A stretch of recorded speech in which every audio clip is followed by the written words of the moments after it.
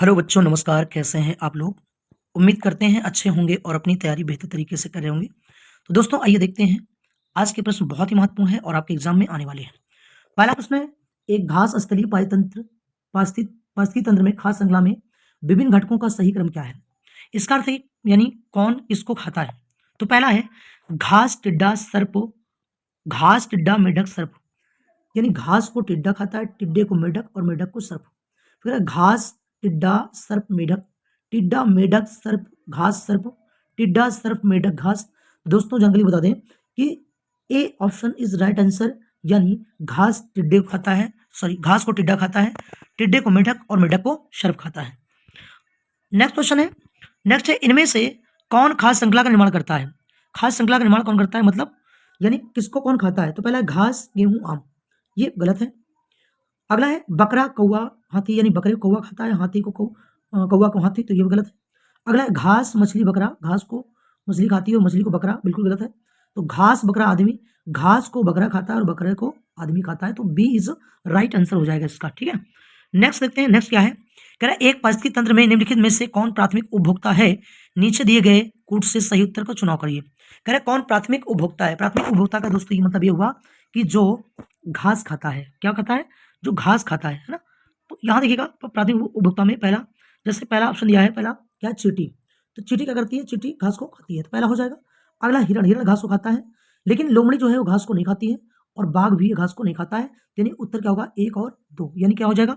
1 और 2। तो option number A is right, option number A is right, यानी 1 और 2। ठीक है, नेक्स्ट क्वेश्चन देखते हैं। नेक्स्ट कहता है खाद्य श्रृंखला में मानव है, यानी जो खाद्य श्रृंखला बनाई गई है उसमें मानव क्या है? तो मानव जो है, ये क्वेश्चन बहुत महत्वपूर्ण है बेटा। ये क्वेश्चन एग्जाम में पूछा गया था अभी हाल ही में। तो इसमें देखिएगा, कह रहा है कि खाद्य श्रृंखला में मानव है, यानी मानव कौन है? तो खाद्य श्रृंखला में मानव है एक उत्पादक, केवल प्राथमिक उपभोक्ता, केवल द्वितीयक उपभोक्ता और प्राथमिक तथा द्वितीयक उपभोक्ता, यानी option number D is right. क्योंकि देखिए बच्चा कि जो आदमी होता है ये घास भी खाता है, तो ये घास खाता है, प्राथमिक उपभोक्ता हुआ, और उसके बाद ये मांस भी खाता है। क्या खाता है? मांस खाता है, इसलिए द्वितीयक उपभोक्ता भी माना जाता है। अगला है, इनमें से कौन सा पौधा नाइट्रोजन स्थिरीकरण में सहायक नहीं है? यानी कौन नाइट्रोजन का स्थिरीकरण करता है?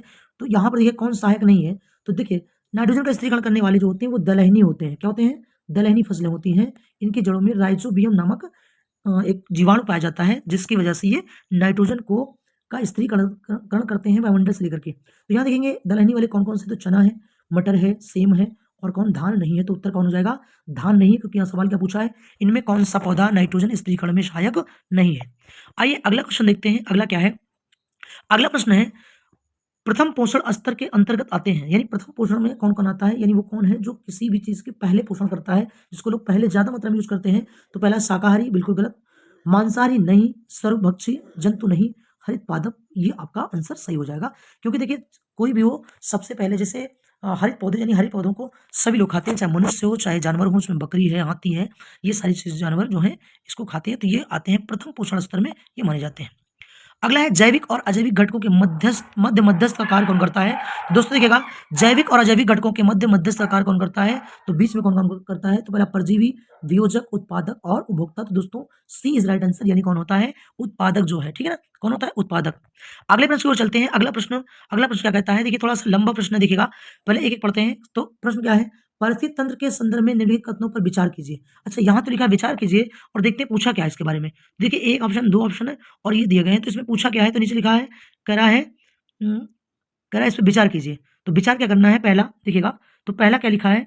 तो बच्चों लिखा है स्वपोषी स्तर पर उत्पादन को प्राथमिक उत्पादकता कहा जाता है। बिल्कुल सही है, यानी इसको प्राथमिक उत्पादकता का नाम दिया गया है। दूसरा है, द्वितीयक उत्पादकता का संदर्भ परपोषी विषम पोषणज स्तर के उत्पादन से है। तो ये भी आपका उत्तर क्या है? ये भी आपका सही है। दोस्तों इसका मतलब कौन सही है? 1 और 2 दोनों सही है। कौन सा? 1 और 2 दोनों सही होंगे। ठीक है, आइए अगले प्रश्न को देखते हैं। अगला प्रश्न क्या है? देखिए सभी लोगों से मेरा अनुरोध है कि जितनी भी चीज़ें मैंने पढ़ाई है या मैं पढ़ा रहा हूँ, इसकी आप नोट्स बना चलिएगा। ये एग्जाम के लिए बहुत ही महत्वपूर्ण है, और आपको एग्जाम में यहाँ से प्रश्न देखने को जरूर मिलेगा। ठीक है, तो अगला प्रश्न है, निम्नलिखित युग्मों में से कौन सही सुमेलित है? तो कौन सुमेलित है, ध्यान दीजिएगा। पहला है पर्वत, सर्वाधिक अस्थायी परिस्थिति तंत्र है। ठीक है ना, तो कह रहा है कौन सुमेलित है? सही सुमेलित है। अजैविक घटक जीवाणु, बिल्कुल गलत, ये गलत। अगला हरे पौधे पारिस्थितिक तंत्र, तो हरे पौधे पारिस्थितिक तंत्र और वर्षा ग्लोबल वार्मिंग है ना। तो यहाँ क्या कह रहा है कि हरे पौधे ये क्या है, पारिस्थितिक तंत्र है, ठीक है। हरे पौधे क्या है, ये पारिस्थितिक तंत्र है, ठीक है। कह रहा है इनमें कौन सा सुमेलित है, तो ये आपका कौन सा सी इज राइट आंसर हो जाएगा। आइए अगले प्रश्न को देखते हैं। अगला क्या कह रहा है, कह रहा है निम्नलिखित पर विचार कीजिए। कह रहा है प्रकाश संश्लेषण, श्वसन, जैव पदार्थों का अपक्षय और ज्वालामुखी क्रियाएं। दोस्तों इसमें क्या पूछा है, इसमें प्रश्न है उपर्युक्त में से कौन सी क्रियाएं पृथ्वी के कार्बन चक्र में कार्बन डाइऑक्साइड वायुमंडल से में निर्मुक्त करती है। यानी कौन निर्मुक्त करती है, यानी कौन सी क्रिया होने पर CO2 निकलती है, कौन सी क्रिया होने पर क्या निकलती है, CO2 निकलती है। तो दोस्तों देखिएगा प्रकाश संश्लेषण में CO2 नहीं निकलती, बिल्कुल गलत है। तो किसमें, श्वसन, जब आदमी श्वसन करता है तो अंदर से यानी क्या है, CO2 निकलती है। उसके बाद जैव पदार्थों का अपक्षय, बिल्कुल इसमें भी निकलती है। ज्वालामुखी क्रियाएं होती हैं, जब ज्वालामुखी फटता है तो यहाँ पर भी CO2 निर्मुक्त होती है, यानी उत्सर्जित होती है। तो यानी उत्तर क्या हो जाएगा, 2, 3 और 4 आपका आंसर सही हो जाएगा। तो देखते हैं option number C is right answer, यानी 2, 3, 4, ठीक है। उम्मीद है आपको चीजें समझ में आ रही होंगी। आइए अगले प्रश्न की ओर चलते हैं, और अगला प्रश्न बहुत ही उम्दा सवाल है, एग्जाम में बहुत बार पूछा गया है और आगे भी चांसेस हैं, और इसकी नोट्स सभी लोग बनाते चलेंगे। क्वेश्चन नंबर 11 है, नाइट्रोजन स्त्रीकरण जीवाणु है, यानी नाइट्रोजन का स्त्रीकरण करने वाले जीवाणु कौन से हैं। पहला राइजोबियम, क्लोरोबियम, एजोटोबैक्टर और उपर्युक्त सभी। तो जानकारी बता दें, ये सभी जो हैं बच्चों, ये सभी क्या करते हैं, वायुमंडल से नाइट्रोजन लेकर के उसका स्त्रीकरण करते हैं, ठीक है ना। नेक्स्ट क्वेश्चन है, देखिएगा। तो नेक्स्ट क्वेश्चन क्या कहता है सौर विकिरण की सबसे महत्वपूर्ण भूमिका है।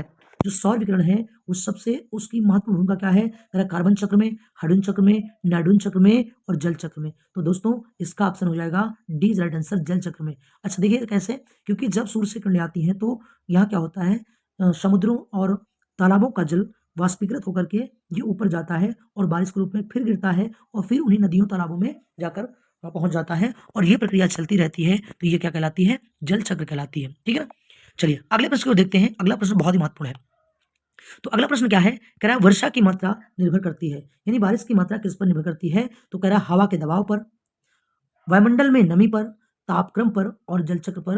तो ये डिपेंड करता है ऑप्शन नंबर बी, वायुमंडल की नमी पर। दोस्तों जितना अधिक वायुमंडल में नमी होगी बारिश की मात्रा उतनी ही अधिक होगी, ठीक है ना। तो अगला प्रश्न देखते हैं। अगला क्या है, निम्नलिखित में से किसकी उत्पादकता सर्वाधिक होती है, यानी किसकी उत्पादकता सर्वाधिक होती है बच्चों। तो वो क्या है, दलदल का, उष्णकटिबंधीय वर्षावन का, सदाबहार वन का, शैवाल व प्रवाल समूह का। तो कह रहा है किसकी उत्पादकता सबसे ज्यादा होती है।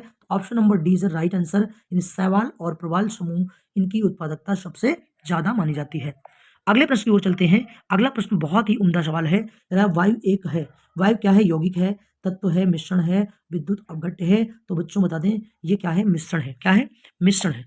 अगले प्रश्न की ओर बढ़ते हैं। अगला प्रश्न क्या कहता है, अगला प्रश्न है शुष्क हवा में नाइट्रोजन की मात्रा होती है। ये बच्चे को ये मालूम होगा नाइट्रोजन वायुमंडल में कितना होता है। तो बच्चों लिखा है 21%, 27%, 50% और 78%। तो डी इज राइट आंसर है, यानी 78% होता है, ठीक है। चलिए अगले सवाल की ओर बढ़ते हैं, और अगला सवाल और ही भी महत्वपूर्ण है। कह रहा परिस्थिति पिरामिड की संकल्पना दी थी। बच्चों ये प्रश्न मैंने पहले ही वीडियो में पढ़ाया है, तो आप लोग जाके एक बार देख लीजिएगा। तो कह रहा है चार्ल्स लिंडेमान ने, एजी टॉन्सन ने, चार्ल्स एल्टन ने और अर्नेस्ट हेकल ने। तो बच्चों चार्ल्स एल्टन ने जो है परिस्थिति पिरामिड की संकल्पना को दिया था। अगला प्रश्न क्या है, वातावरण में सर्वाधिक प्रतिशत है। तो वातावरण में सबसे ज्यादा क्या पाई जाती है, अभी हम पहले ही पढ़ चुके हैं, ऑक्सीजन का, कार्बन डाइऑक्साइड का, नाइट्रोजन का और हाइड्रोजन का। तो सबसे ज्यादा कौन पाई जाती है बच्चों, ये नाइट्रोजन पाई जाती है। कितनी पाई जाती है, ये 78% पाई जाती है, ठीक है। अगला प्रश्न क्या है, कह रहा है यदि पृथ्वी पर पाई जाने वाली वनस्पतियां अर्थात पेड़ पौधे समाप्त हो जाएं तो किस गैस की कमी होगी। तो बच्चों देखिएगा, अगर पेड़ पौधे खत्म हो जाएंगे तो किसकी कमी हो जाएगी। तो कार्बन डाइऑक्साइड की, बिल्कुल गलत। नाइट्रोजन की, बिल्कुल गलत। जलवाष्प की, बिल्कुल गलत। इसकी ऑक्सीजन की, यानी डी राइट आंसर, यानी क्या हो जाएगा, ऑक्सीजन की कमी हो जाएगी, ठीक है ना। क्योंकि जब पेड़ पौधे नहीं रहेंगे तो ऑक्सीजन नहीं मिलेगा, ठीक है ना, जिससे जीवन असंभव हो जाएगा।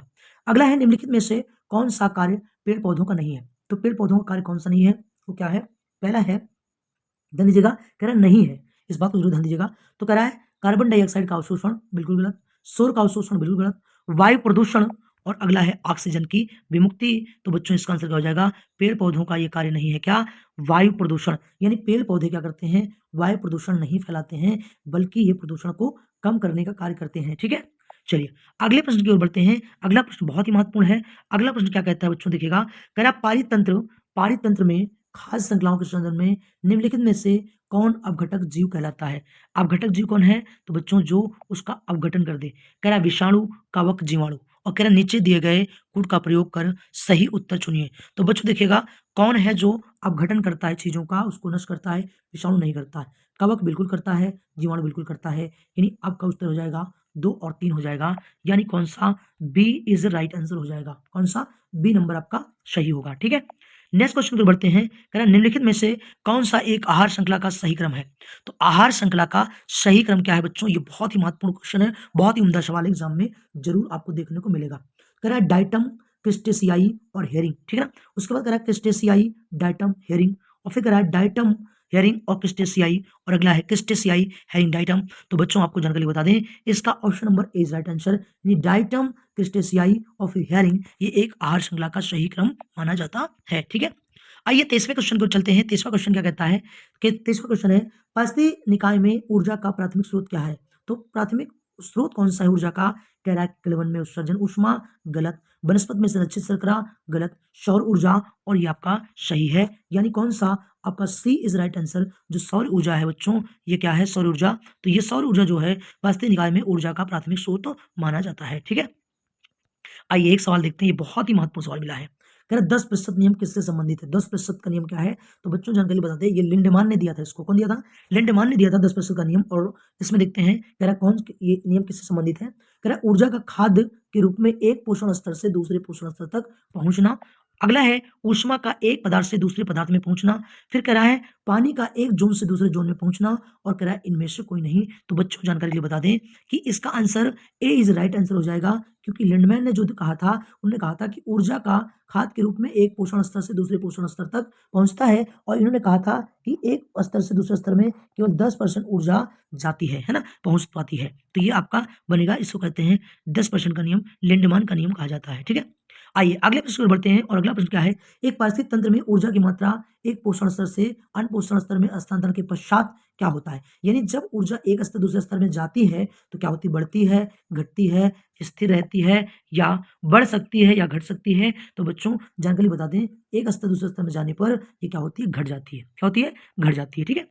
अगले प्रश्न की ओर बढ़ते हैं। अगला प्रश्न क्या कहता है? कहता है पारिस्थितिक तंत्र में उच्चतम पोषण स्तर प्राप्त है। सबसे अच्छा यानी उच्चतम पोषण स्तर प्राप्त है किसको है? तो शाकाहारी को, मांसाहारी को, फिर कह रहा है सर्वाहारी को और उसके बाद अगला है अपघटक को। तो बच्चों इसका आंसर सी राइट आंसर, जो सर्वाहारी होते हैं ये उसका आंसर हो जाएगा, ठीक है? अगले प्रश्न में देखते हैं, कह रहा है जैव भार का पिरामिड किस पारिस्थितिक तंत्र में उल्टा होता है? ये बहुत ही महत्वपूर्ण सवाल है। तो जैव भार का पिरामिड किस पारिस्थितिक तंत्र में उल्टा होता है? वन में, तालाब में, घासीय स्थल में, शुष्क में? तो बच्चों ये तालाब में उल्टा माना जाता है, ठीक है? अगले प्रश्न में बढ़ते हैं। अगला प्रश्न क्या कहता है? निम्नलिखित में उपभोक्ता के अंतर्गत नहीं आता है। उपभोक्ता के अंतर्गत नहीं आता, कह रहा मृतोपजीवी, परजीवी, मांसाहारी, उपरोक्त सभी। बच्चों जो मृतोपजीवी है ये उपभोक्ता में नहीं आता, क्योंकि जो चीज़ें मर जाती हैं ये उनका अपघटन करने का काम करते हैं, है ना? अगला, पेड़-पौधे किस रूप में मृदा से नाइट्रोजन ग्रहण करते हैं? तो बच्चों देखिएगा बहुत महत्वपूर्ण सवाल है। पेड़-पौधे किस रूप में मृदा से नाइट्रोजन ग्रहण करते हैं? तो नाइट्राइट आयन, नाइट उसके बाद नाइट्रेट आयन, अमोनियम आयन और नाइट्रोबैक्टर। तो हो जाएगा answer B is right answer, nitrate ion इसका आंसर बनेगा, ठीक है? आइए आखिरी सवाल की ओर चलते हैं और आज का ये सबसे अंतिम सवाल है आपका, पारिस्थितिक पारितंत्र में ऊर्जा का पिरामिड कैसा होता है? तो सदैव उल्टा, सदैव सीधा, सीधे और उल्टे दोनों प्रकार के, ऊपरी सभी। तो बच्चों जानकारी बता दें, इसका answer B is right answer, ये सदैव क्या होता है? सीधा होता है, ठीक है ना? तो उम्मीद है आपको चीज़ें समझ में आ रही हैं और अगर आपको ये चीज़ें समझ में आ रही हैं बच्चों, तो आप लोग इस क्लास को लाइक, शेयर, सब्सक्राइब ज़रूर करिएगा, जिससे कि अन्य लोगों को भी इसका लाभ हो सके। बहुत-बहुत धन्यवाद। नमस्कार।